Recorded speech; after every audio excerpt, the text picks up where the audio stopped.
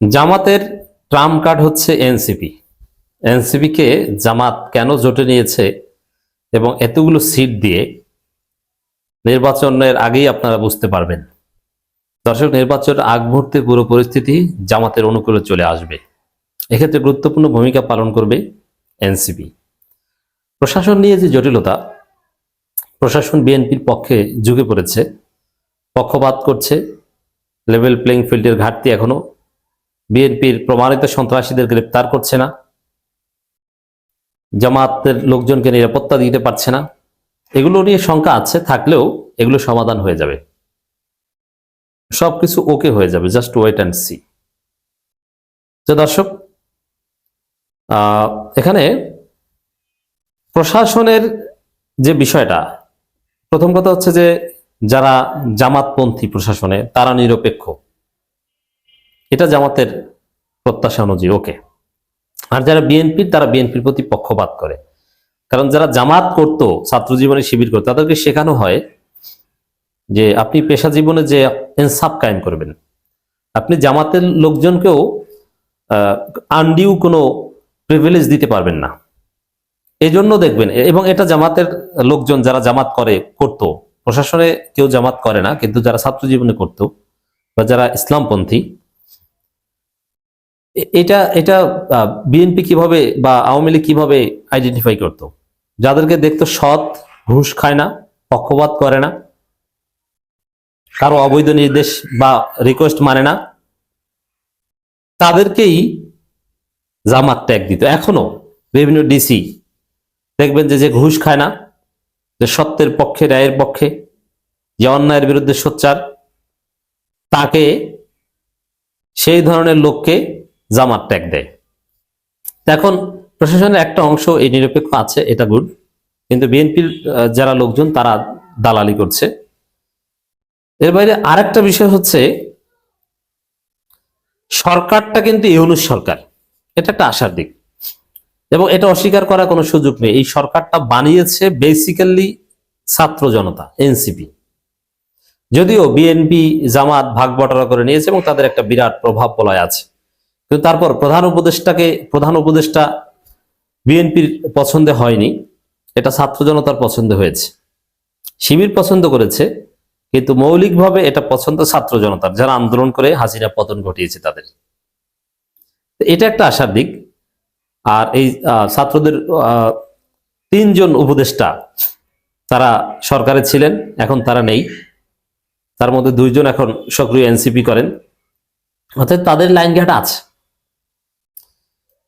শেষের দিকে দেখবেন, যেহেতু সরকারটা ইউনূস সরকার, সরকারটা বিএনপি সরকার নয়, উল্টাপাল্টা যে কোনো আচরণ অথবা পুরোপুরি নির্বাচনকে প্রভাবিত করার মতো বিষয়, এটা নির্বাচনের আগ মুহূর্তে থেকে যাবে।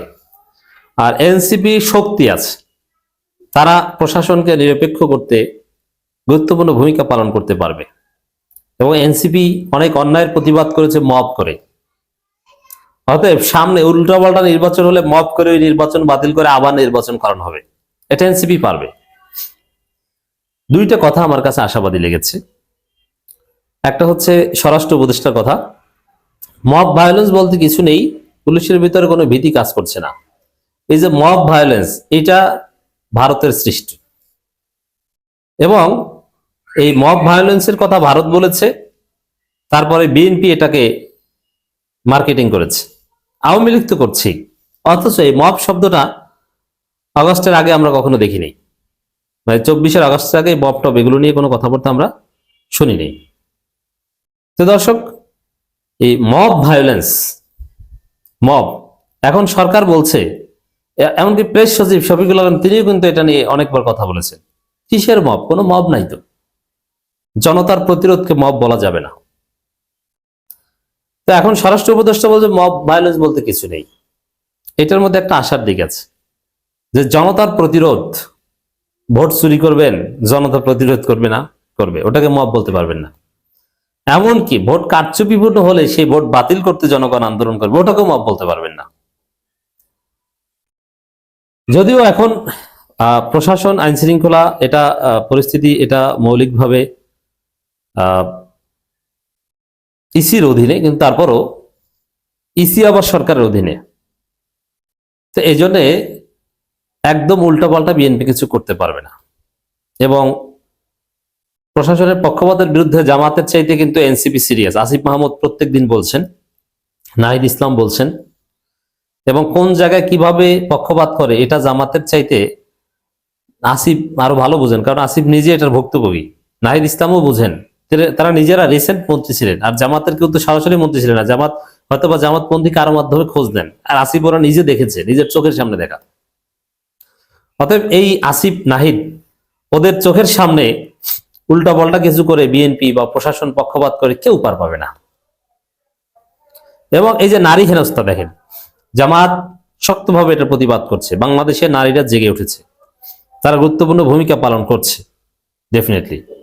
তো সেখানে দর্শক, এনসিপি গুরুত্বপূর্ণ রোল প্লে করছে। তার একটা দিক হচ্ছে, যেমন আখতার হোসেন একবার বলেছে যে এই নারীদের হেনস্থা করলে গাছের সাথে ঝুলিয়ে রাখা হবে, এবং এনসিপি কিন্তু সেটা পারে, এটা অলরেডি করে দেখিয়েছে। নাসিরউদ্দিন পাটোয়ারি এবার বলেছেন নারী কর্মীদের হেনস্থা করা হচ্ছে। হেনস্থা করা হচ্ছে, তারা কি আঙ্গুল চুষবেন? না, এটার জবাব দিবেন, এটার বিহিত করবেন। এবং নাসিরউদ্দিন পাটোয়ারি স্বরাষ্ট্র মন্ত্রী হতে চান। নাসিরউদ্দিন পাটোয়ারির মধ্যে সেই জোশ আছে, নাসিরউদ্দিন পাটোয়ারির মধ্যে সেই ভাব আছে, তিনি পারবেন। আমি বলছি না যে তাকেই স্বরাষ্ট্র মন্ত্রী বানানো হবে বা হবেন, কিন্তু তার যে আকাঙ্ক্ষা, এটাকে আমি অ্যাপ্রিসিয়েট করি। তার মধ্যে ভীষণ আছে, ভীষণ আছে। এবং বাস্তব কথা এটাই, এই যে একদম অনভিজ্ঞ আসিফ নাহিদ, এরা যতটা সফল হয়েছেন মন্ত্রণালয় চালাতে, অনেক বুইরা বুইরা সেই বাংলাদেশ ব্যাংকের সাবেক গভর্নর অমুক তমুক এরাও তো পারেনি, সাবেক সচিব এরাও পারেনি। আর নতুন বাংলাদেশটাকে নেতৃত্ব দিতে, পুনর্গঠন করতে এই নাসিরউদ্দিন পাটোয়ারিদের মতো মন্ত্রী লাগবে। আর নাসিরউদ্দিন পাটোয়ারি হিট, অন্যায়ের বিরুদ্ধে নাসিরউদ্দিন পাটোয়ারি বেশি কথা বলেন, স্পষ্টবাদী কথা বলেন। এটা দেখে অনেকে বিষয়টা নেগেটিভলি দেখে, না নেগেটিভ না। নাসিরউদ্দিন পাটোয়ারি স্ট্রেট কাট কথা বলেন, অন্যায়ের বিরুদ্ধে, জুলুমের বিরুদ্ধে, চাঁদাবাজির বিরুদ্ধে কোনো রাগঢাক রেখে কথা বলেন না। নাসিরউদ্দিন পাটোয়ারি মির্জা আব্বাসের বিরুদ্ধে, সালাউদ্দিন আহমেদ থেকে শুরু করে তারেক জিয়ার বিরুদ্ধে একদম ওপেন কথা বলেন।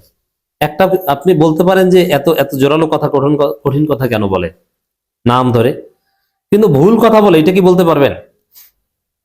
কোনটা ভুল বলেছে যে এইটা সালাউদ্দিন করেন নাই আর সেটা বলেছেন? সালাউদ্দিন আহমেদকে শিলং সালাউদ্দিন বলেছে, এটা কি ভুল?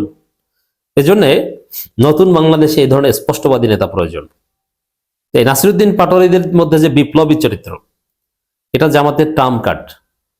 প্রশাসন উল্টাপাল্টা করলে সেই উল্টাপাল্টার বিহিত এনসিপি করবে, জামাত তো সাথে আছে।